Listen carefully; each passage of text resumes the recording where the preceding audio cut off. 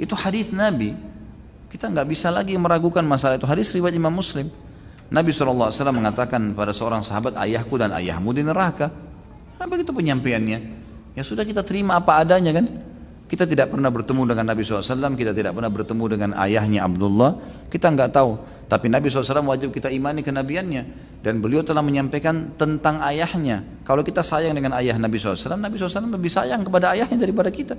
Tapi Nabi yang sampaikan itu kan. Sekarang ada orang mengalihkan makna, mengatakan yang dimaksud dengan abi wa abuka finnar dalam hadis Muslim, ayahku dan ayahmu di neraka, itu bukan ayah, maksudnya itu adalah paman. Bagaimana bisa lafadz bahasa Arab jelas ayah diganti dengan paman? Ya, sulit sekali gitu kan. Nggak mungkin ini terjadi. Karena diambil dari perkataan juga bahwasanya Azar bukan ayahnya Ibrahim. Padahal ini pendapat yang syadz, yang ulama-ulama tafsir tidak pegang ini. Ya, itu. Yang dipegangnya memang kata ab itu adalah ayah. Di mana-mana begitu. Sudah jelas gitu kan maknanya.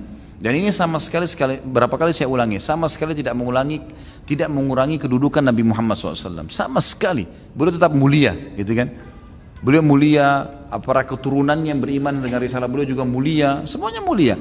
Tapi yang dikatakan dicap kafir oleh beliau ya kafir, kita nggak bisa bilang apa-apa. Memang sudah begitu ya. Hukum syar'inya ini bukan direkayasa, dan kita tidak bisa berbicara syariat dengan perasaan, nggak bisa. Hukum Allah ya hukum Allah. Kalau kita mau pakai perasaan, banyak yang kita tolak hukumnya Allah tuh. Memang nggak bisa kan? Kenapa harus ada sholat malam? Kenapa nggak tahajud pagi aja?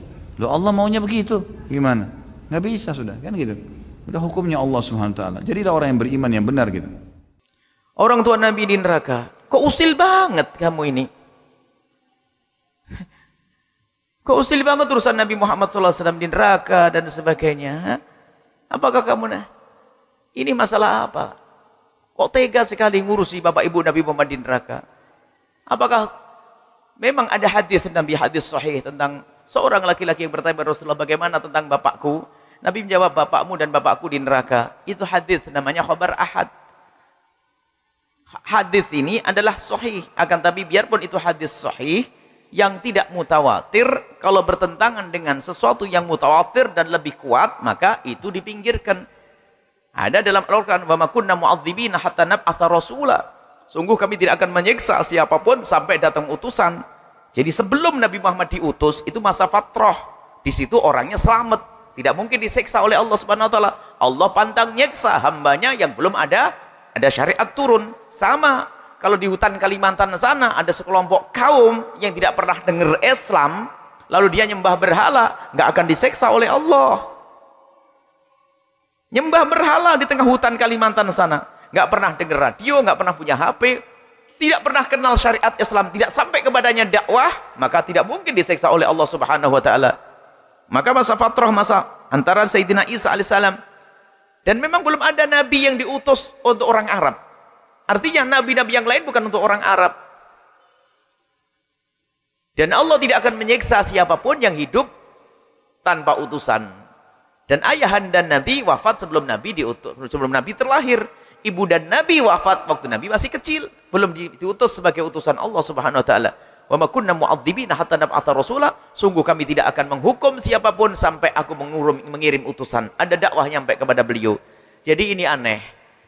Jangan sampailah kita kalau ada orang bahas masalah itu aneh. Membahasnya dengan mengatakan Bapak Ibu Nabi Muhammad adalah kafir, masuk neraka, bersandarkan satu hadis. Jadi orang itu, para ulama, kalau membaca hadis itu dia hanya hadis itu dibanding dengan hadis yang lainnya. Ingat, tidak semua hadis. Bahkan dikatakan, belum dikatakan seorang alim kalau belum bisa meninggalkan hadis sahih. Loh, kok gitu? Sebab tidak semua hadis sahih dipakai. Ada hadis yang dihapus. Jadi nanti ada ta'arud, ada ta'adul adillah, ta'arudul adillah. Jika ada dalil bertentangan dengan dalil, Al-Quran mustahil bertentangan, hadis mustahil bertentangan. Kalau ada bertentangan nanti ada namanya mutlak muqayyad, ada khos sama takhsis, khos sama am, takhsis. Yang mutlak, yang am ditaksis. Masalah am dengan khusus. Ada nanti kalau sudah benturan nggak bisa, ada namanya nasih mansuh. Jadi ini dibuang, tidak dipakai, ini pakai. Kalau bertanya, atau masalah kuat dengan lemahnya, yang kuat ditinggalkan, diambil yang lemah. Biarpun yang paling lebih kuat diambil, yang lebih lemah ditinggalkan. Biarpun ini sahih. Misalnya hadis tentang Bapak Ibu Nabi Muhammad adalah di neraka adalah hadis sahih, tapi bertentangan dengan Al-Quran yang sudah sangat jelas, maka ditinggalkan hadis sahih. Maka wa ma kunna mu'adzibina, Allah tidak akan menyiksa bapak ibu Nabi. Itu bahasanya. Wa ma kunna mu'adzibina, sungguh kami tidak akan menyiksa termasuk ayah ibunda Nabi SAW sampai datang utusan, dan Nabi waktu itu belum diutus. Memang ada orang usil. Kok teganya membahas bapak ibu Nabi SAW? Bagaimana? Bagaimana Rasulullah ngajari adab? Abu Jahal itu ahli neraka. Abu Jahal itu ahli neraka memerangi Rasulullah. Anaknya mukmin beriman namanya Ikrimah. Waktu Sayyidina Muhammad waktu bicarakan, ada sahabat Nabi yang bicarakan tentang Abu Jahal, Ikrimah datang, Rasul mengatakan, kufu ana Abi Jahlin takrimatan li Ikrimata. Diam, jangan kau sebut-sebut Abu Jahal, menjaga hatinya Ikrimah. Nah sekarang bapak ibu Nabi disebut-sebut. Mana hati nuraninya itu? Abu Jahal saja nggak boleh kita sebut-sebut di depan Ikrimah. Padahal Abu Jahal jelas ahli neraka. Sementara bagaimana bapak ibunda Nabi SAW? Ini urusan nurani dan batin. Bagaimana sambung hatinya dengan Rasulullah SAW? Kata orang sebelah, orang tua Nabi masuk neraka. Ayo gimana? Antum terima? Ini bukan provokasi loh ya. Ada Pak Polisi nggak? Mohon maaf, ini bukan provokasi.